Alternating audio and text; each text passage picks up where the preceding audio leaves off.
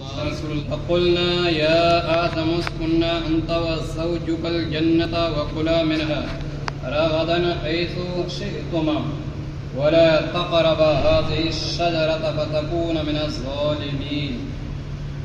اور جب ہم نے کہا یعنی اللہ رب العزت نے فرمایا کہ اے آدم تم اور تمہاری بیوی جنت میں رہو. اور جب ہم نے کہا کہ اے آدم تم اور تمہاری بیوی جنت میں رہو اور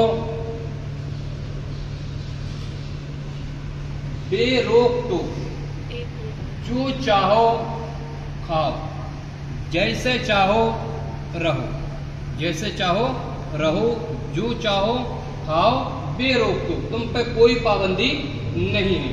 اے آدم آپ اور آپ کی بیوی دونوں جنت میں رہیں بے روکے ٹوکے جو چاہو کھاؤ جیسے چاہو رہو.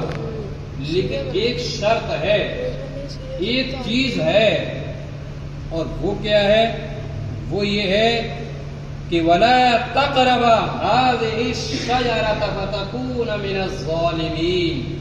کہ آدم تم جنت میں رہو جیسا چاہو ویسا کھاؤ لیکن تم اس درخت کے قریب مت جانا. وہ درخت کون سا تھا؟ وہ درخت تھا گندم کا, وہ درخت تھا گیہوں کا. بولے اس درخت کے تم قریب مت جانا, وہ چاہے جیسا رہو. اور اگر تم اس درخت کے قریب پہنچ گئے, اس درخت سے تم نے کھا لیا, تو اے آدم تم یہ سمجھ لو کہ تم حد سے بڑھنے والوں میں ہو جاؤ, تم حد سے زیادہ گزرنے والوں میں ہو جاؤ گے. تو اے آدم حد سے مت بڑھنا, تم جیسے چاہو اس میں رہو, تمہیں کوئی روک نہیں رہا, جو چاہو وہ کھاؤ, بس اس درخت کے قریب تم مت. اگر آ گئے تو سمجھ لو کہ حد سے بڑھنے والوں میں تمہارا نام ہو. تو پھر کیا ہوا بھائی آگے یہ ہوا, قرآن فرماتا فَأَزَلَّهُمُ الشَّيْطَانُ عَنْهَا فَأَخْرَجَهُمَا مِمَّا كَانَ فِيهِ. تو شیطان نے انہیں لغزش دی, کس کو؟ حضرت سیدنا آدم علیہ السلام, اور غلطی کروا دی. کیا کروا دیا؟ غلطی کروا دیا, نہیں مانا. یہ اس کا کام تو بہکانا ہوتا ہے. قرآن مقدس کے اندر ارشاد فرماتا ہے کہ شیطان انسان کا کھلا ہوا دشمن ہے, اس سے بچ کر رہنا. حضرت آدم علیہ السلام سے غلطی کروا دی. اب جب غلطی کروا دی پھر ان دونوں کو وہاں سے نکال دیا گیا. اب دونوں میں سے کون ہے؟ بولے حضرت حوا اور حضرت آدم کو نکال دیا گیا. کہاں سے؟ جنت سے. کہاں سے نکالا؟ جنت سے نکال دیا گیا. کس کو؟ آدم حوا کو. پھر کہاں بھیج دیا؟ زمین پر. کہاں بھیج دیا؟ زمین پر بھیج دیا. وَقُلْنَا اهْبِطُوا بَعْضُكُمْ لِبَعْضٍ عَدُوٌّ وَلَكُمْ فِي الْأَرْضِ مُسْتَقَرٌّ وَمَتَاعٌ إِلَىٰ حِينٍ. پھر کیا ہوا؟ پھر ہم نے فرمایا, اللہ فرماتا پھر ہم نے کہا نیچے اترو. کس سے کہا؟ آدم سے کہا کہ نیچے اترو, اور تم میں کا باغ ایک دوسرے کے لیے دشمن ہے. اور تمہیں زمین میں ایک مقررہ وقت تک تمہیں زمین میں رہنا اور تمہیں زمین میں برتنا ہے. تمہیں زمین میں رہنا بھی ہے, اب تمہیں زمین میں برتنا بھی ہے ایک وقت تک. پھر فَتَلَقَّى آدَمُ مِن رَّبِّهِ كَلِمَاتٍ فَتَابَ عَلَيْهِ. تو آدم نے اپنے رب سے چند کلمے سیکھ لیے. کس نے؟ آدم علیہ السلام نے. کس سے؟ اللہ سے سیکھ لیے. پھر اللہ نے ان کی توبہ قبول فرمائی. فَتَابَ عَلَيْهِ, وہ اللہ نے ان کی توبہ قبول فرمائی. کیوں فرمائی بھائی؟ انہ هو التواب الرحیم، اس لیے وہی توبہ قبول فرمانے والا مہربان. وہی توبہ قبول فرمانے والا مہربان ہے. توبہ قبول کرنے والا وہی تو ہے. اللہ رب العزت تو فرماتا کہ اگر تم سے کوئی گناہ ہو جائے میرے بندو، تم سے کوئی گناہ ہو جائے، تم سے کوئی لغزش ہو جائے تو تم مجھ سے معافی مانگو، تمہیں میں معاف کرنے والا ہوں. میں تو غفور الرحیم ہوں، میں تو بخشنے والا ہوں، میں تو معاف فرمانے والا ہوں، میں تو رحم کرنے والا ہوں، میں تو کرم کرنے والا ہوں. تم میرے پاس تو آؤ، مجھ سے معافی تو چاہو، مجھ سے کچھ مانگو تو میں تمہیں دینے کے لیے تیار ہوں.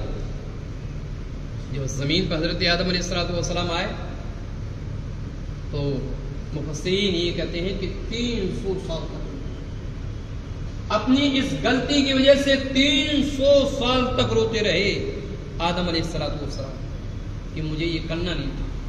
300 سال، یہاں تک کہ مفسرین کہتے ہیں کہ 300 سال تک حضرت آدم نے آسمان کی طرف نہیں دیکھا.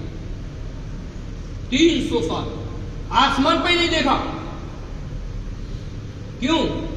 اس لیے کہ حضرت آدم نے جو غلطی کی وہ اپنی غلطی پر شرمندہ تھے، اپنی غلطی پر نادم تھے، شرمندہ تھے کہ جو مجھے نہیں کرنا تھا وہ میں نے کر دیا. تو 300 سال تک آسمان ہی کوئی نہیں دیکھا.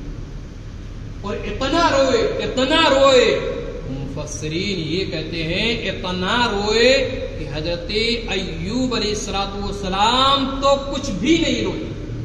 کیونکہ حضرت یوسف علیہ السلام کی جدائی میں، حضرت یوسف علیہ السلام کی دوری کی وجہ سے، حضرت یوسف علیہ السلام کے انتقال کی خبر پا کر حضرت یعقوب اتنا روئے کہ ان کی آنکھوں کی روشنی چلی گئی، ان کی آنکھوں کی روشنی چلی گئی، اتنا روئے. لیکن مفسرین جو قرآن کی تفسیر بیان کرتے ہیں وہ بزرگان دین کہتے ہیں کہ آدم تو اتنا روئے کہ پوری دنیا میں جتنے لوگ روئے ہیں ان تمام کے آنسوؤں کو ایک طرف رکھ دی جائے، آدم کے آنسوؤں کو ایک طرف رکھ دی جائے، آدم کے آنسوؤں کی کوئی مثال نہیں. بلکہ مفسرین یہ بھی کہتے ہیں کہ اتنا آدم روئے کہ اگر ان کے آنسوؤں میں اگر کشتی چلائی جاتی تو کشتیاں بہنے لگتی. اللہ کتنا روئے ہوں گے حضرت آدم.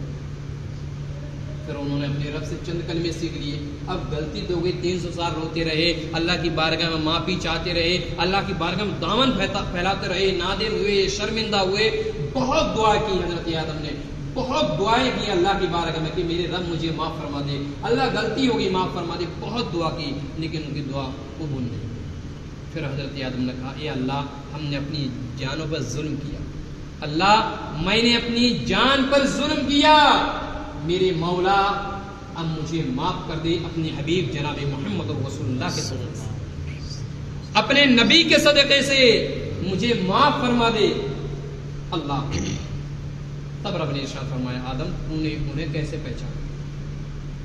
تو اس کی تشریح بھی مفسرین یہ کہتے ہیں. حضرت شیخ علامہ سید محمد مدنی میاں اشرفی جیلانی وہ یہ کہتے ہیں، اپنی تفسیر کے اندر لکھتے ہیں، اپنی تفسیر کے اندر بیان کرتے ہیں کہ جب حضرت آدم کے جسم میں جب روح داخل کی گئی تھی، جب روح بھیجی گئی تھی تو حضرت آدم نے جو دیکھا وہ لا الہ الا اللہ محمد رسول اللہ دیکھا. تو حضرت آدم نے یہ کہا تھا کہ میرے مولا یہ کون ہے؟ کہا یہ میرا حبیب، یہ میرا حبیب، یہ میرا محبوب. بولے پھر؟ بولے اگر انہیں پیدا کرنا نہیں ہوتا تو تم ابھی پیدا نہیں کرتے. اللہ انہی کے ذریعے سے مجھے معاف فرما دے، انہی کے ذریعے سے مجھے معاف فرما دے. تو حضرت آدم علیہ السلام سے اللہ نے فرمایا آدم یہ بتاؤ لیکن کہ تم نے محمد کو جانا کیسے، تم نے اس کے وسیلے سے دعا کیسے کر لی، کیسے پہچانا؟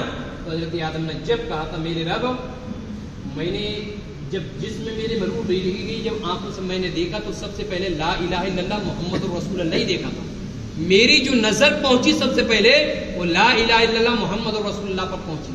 تو میں نے سمجھ لیا کہ جس شخصیت کا نام تیرے نام کے ساتھ ہے یقیناً وہ کوئی ممتاز ہے، یقیناً وہ کوئی عظیم ہے جس کے نام کو اللہ تم نے اپنے نام کے ساتھ لگا لیا. اللہ انہی کے صدقے میں نے معافی مانگا.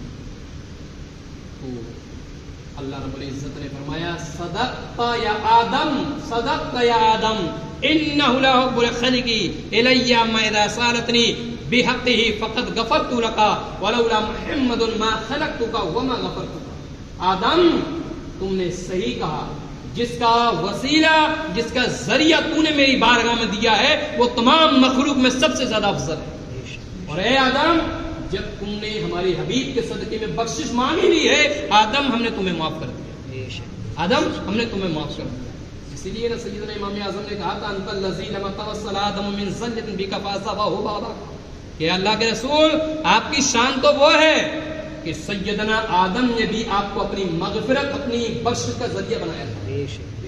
اللہ اکبر، کیا تھی آدم، اور آدم علیہ الصلوۃ والسلام نے بھی دعا میں اگر وسیلہ دیا تو جناب محمد رسول اللہ کا۔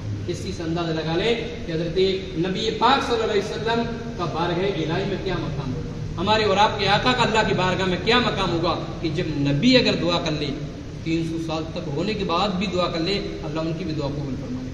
بارگاہ الہی میں دعا کروں کہ مولا تبارک و تعالی ہم تمام کو اپنے نبی حضرت نبی کریم